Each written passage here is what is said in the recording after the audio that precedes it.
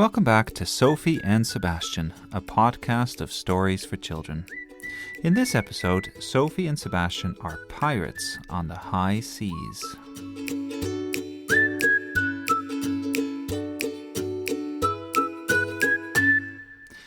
This story is called Bath Time. There's nothing finer on a chilly evening when the sun goes down early than a warm bath, followed by pajamas and a bedtime story. A bath is a time to unwind, to slip into a dream and let your thoughts drift away. Sophie was not aware of any of this. "Ho, ho, ho, in a bottle of rum," she shouted as she stepped into the bath. Sebastian, who was in already, paid her no attention. "That's what Santa says," added Sophie. "Is that right?" said Dad. "Just tricking. That's what a pirate says." Sophie sat down in the bath. "You can go now," she said. So Dad went away to read his book, but not before giving Sophie and Sebastian a stern warning. "When I come back," he said, "there better not be any less water in the bathtub." As soon as Dad was gone, Sophie said, "Sebastian, want to play pirates? The bath can be the ship." But Sebastian kept on playing with his rubber duck. "First we need a sail," said Sophie, and she closed the shower curtain halfway. "Do you want to splash?" asked Sebastian, for closing the curtains usually lets a splashing. "No, wait," said Sophie. "You can splash our enemies. They are pirates too, but they're not here yet." So Sebastian went back to teaching his rubber duck how to swim underwater. Meanwhile, Sophie turned a wet cloth into a ball. Then she scooped a cup full of water and gave it to Sebastian. "Okay," she said, "get ready." Sebastian got ready. "Here come the attackers," shouted Sophie, and then she added, "They're called the Zinfandels. Now shoot them."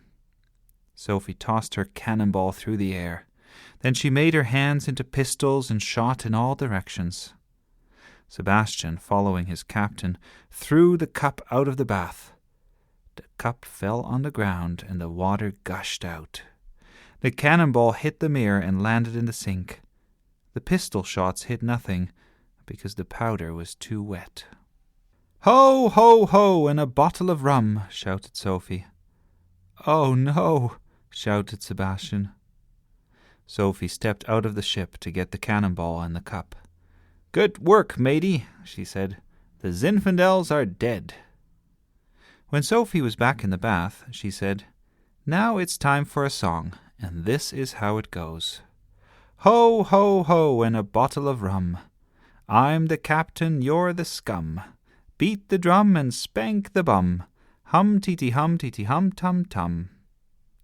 "The humming part," said Sophie, "is for you, Sebastian." And she taught Sebastian the best way to say hum, tee hum. Then she sang the whole song over again. Sebastian tried to sing along, but he couldn't see the point of all the ho, ho, ho's, so instead he sang, "Holy, holy, holy, and a bottle of rum." When the singing was done, Sophie stood up again. She turned on the fan and turned off the lights. "I can't see," cried Sebastian.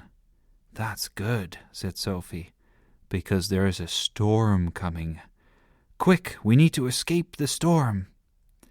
Sophie climbed back into the bath and spread out the sails. Now it was very dark in the bath, and Sebastian was afraid. Fortunately, the captain knew what to do. "Come, Sebastian," said the captain. "Let's make waves, really big waves, because this is the biggest storm ever." Then Sebastian made waves as if his life depended on it. And while the sails were spread and the wind droned on and the ship was flying through the ocean, some water gushed over the edge of the bath. "Oh no," said Sebastian, who was not sure if he could shoot attackers and have a big storm all on the same day.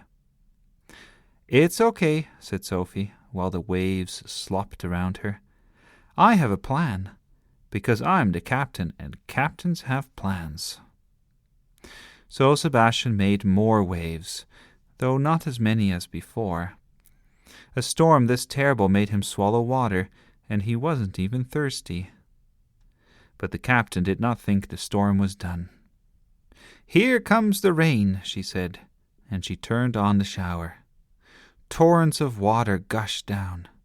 "Stop, Sophie!" shouted Sebastian, who had taken refuge on the far side of the ship. It was dark, the waves were high, the sail was wet, the winds were loud, and so was Sebastian. "Stop, Sophie!" he cried. But Sophie did not stop. She added bubbles to the bath, and some of the bubbles bubbled over and landed on the ground. Since the beginning of Sebastian's life there had never been such a storm. Then the skies rumbled with the sound of thunder. "What's going on in there?" came a voice from the hallway. Sophie opened the curtain and waited for the door to open. Sebastian was standing up, covered in bubbles. Dad came in through the door. He was expecting trouble, but he was not prepared for the worst. There was water everywhere. The water in the bath was rolling back and forth. The floor was awash with foamy waves. Even the mirror was dripping. But Dad did not see this all at once, for the storm had blackened the skies. And so he waded into the water, and his socks got soggy. He was about to yell something when he was hit by a big, round, wet, squishy cannonball. It exploded in his face and sent splatters everywhere. The assault was followed by a triumphant cry, "Ho, ho, ho, and a bottle of rum." "Rum!" shouted Dad. "What you need is a—" He paused. "What you need is a towel," he said. He turned off the shower, turned on the light, and stopped the fan.